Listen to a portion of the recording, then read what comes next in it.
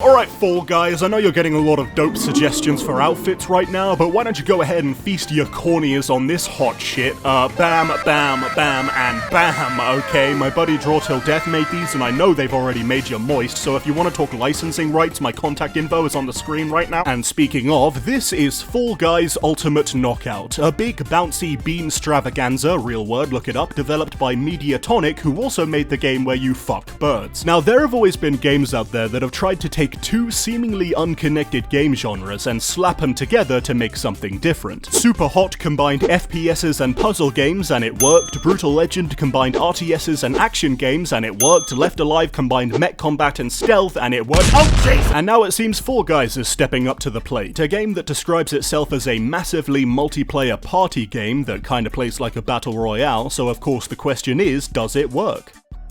Oh god, yes. To put it simply, this is a fun, straightforward, and addicting party game that's very good at giving you simple and satisfying moments of pure damn joy. So I'm just gonna show you what the game is all about, run through the pretty impressive number of game modes, and probably do a few dumb edits of beans getting yeeted. So in Fall Guys, you play as one of these little bean boys that remind me so much of the Mighty Bean toys you'd get back in the day with the Tech Decks and Crazy Bones and Beyblades and fuck I miss the early 2000s. 60 of these little beans, including you, compete in various party games where a handful of players usually get eliminated at the end of each game. And side note, there's literally nothing funnier than when just one poor guy gets kicked out.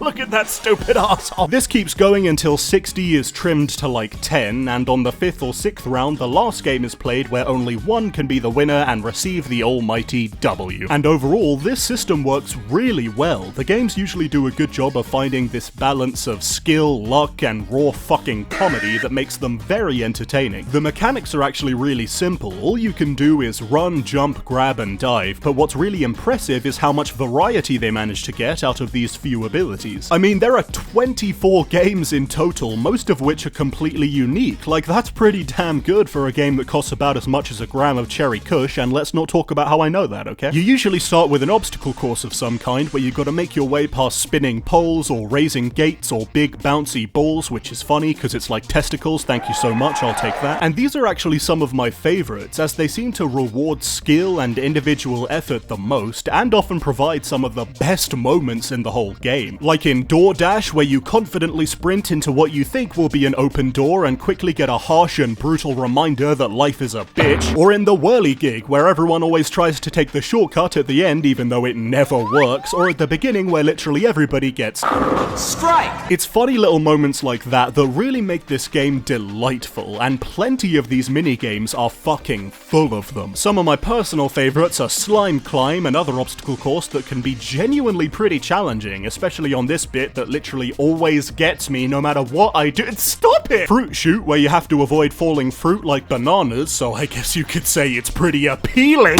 And Fall Ball, where you play football with your face and nobody knows what they're doing. Come on, boys, get stuck in, hug the line, stay on your feet. Oh, well offside, right? Actually, there are quite a few team games in Fall Guys, and just like in any other game, they can be a double-edged sword. You could do absolutely terrible, but still win because your team was carrying you, or you could fucking crush it, but still lose because your team were apparently playing with their eyeballs. Don't get me wrong, the team games are still a lot of fun for the most part, it's just that in this case, it seems like it's quite hard for an individual to make a difference, especially in the bigger matches. And naturally, just like in any party game, you have the games that make you groan. For example, there's Perfect Match, a memory game that takes too long, isn't very hard, and usually results in very few eliminations, and really what's even the point of doing it if nobody dies?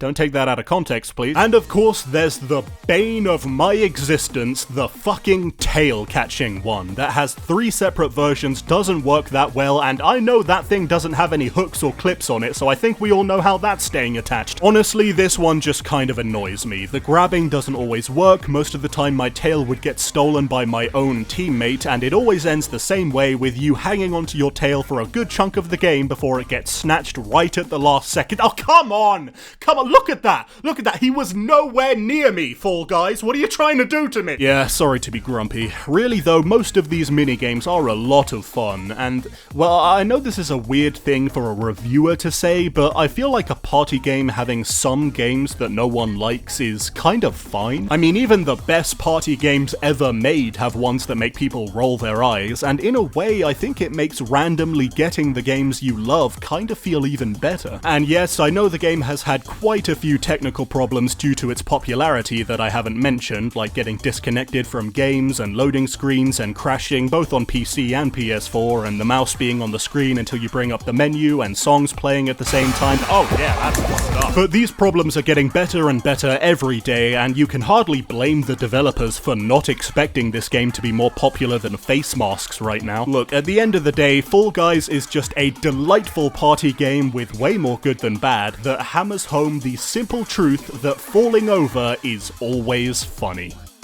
Except when it's on the seesaw one and nobody is working together and it's a total clown fiesta. No.